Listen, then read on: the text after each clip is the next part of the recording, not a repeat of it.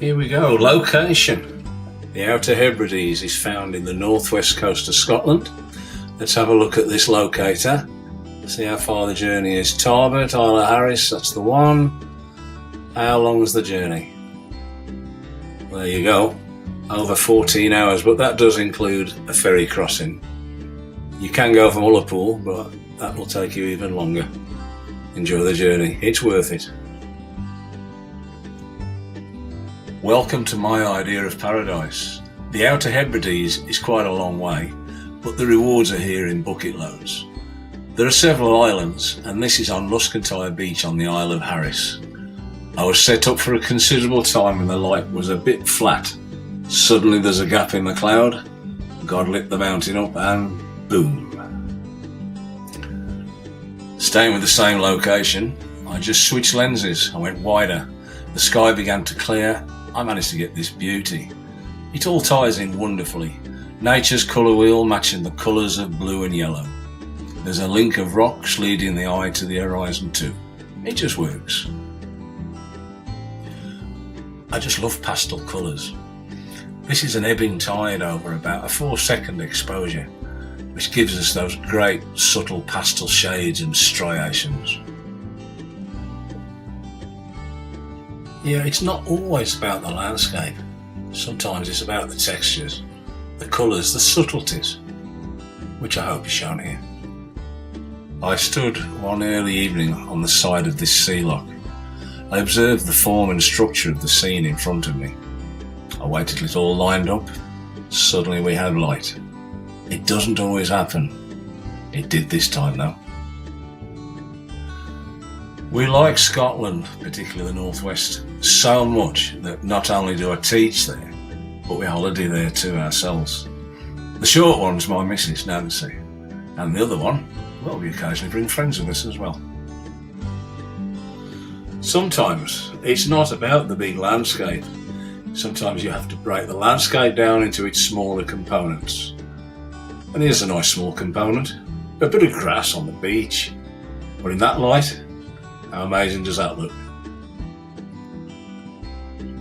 Okay, this is just a tensioner on a sheep fence.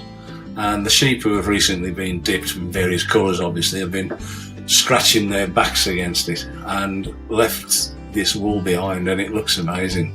Well worth a detailed shot. This is the last one of 3 showing detail from the Hebrides. It's obviously a very cold beach, there's a bit of snow on it.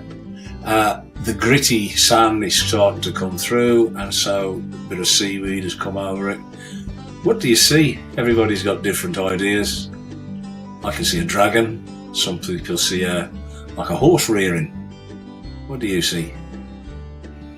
People say to me, why do you like Scotland so much, particularly the Hebrides? Well, this is why. Just look at that. There's nobody here. It's fabulous.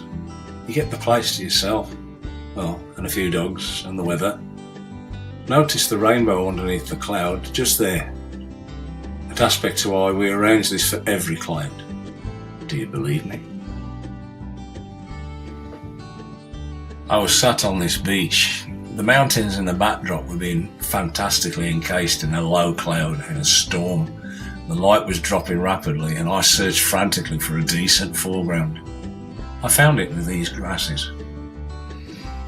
Moving a little closer, I noted that the white-capped mountains were reflected in the wet sand.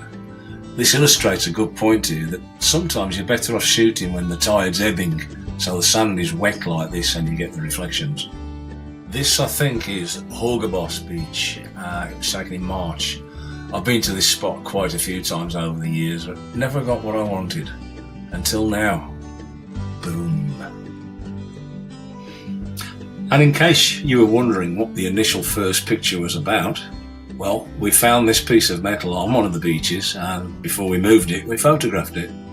Complementary colours onto the sand, it really was that blue. It looked fabulous. Remind me of a certain film. What was it now? Boom, boom, boom, boom, boom, boom, boom, boom, boom, boom. Well, thank you for watching my Hebrides multimedia presentation. If maybe you or someone you know would like one-to-one photography lessons, contact me. This is how.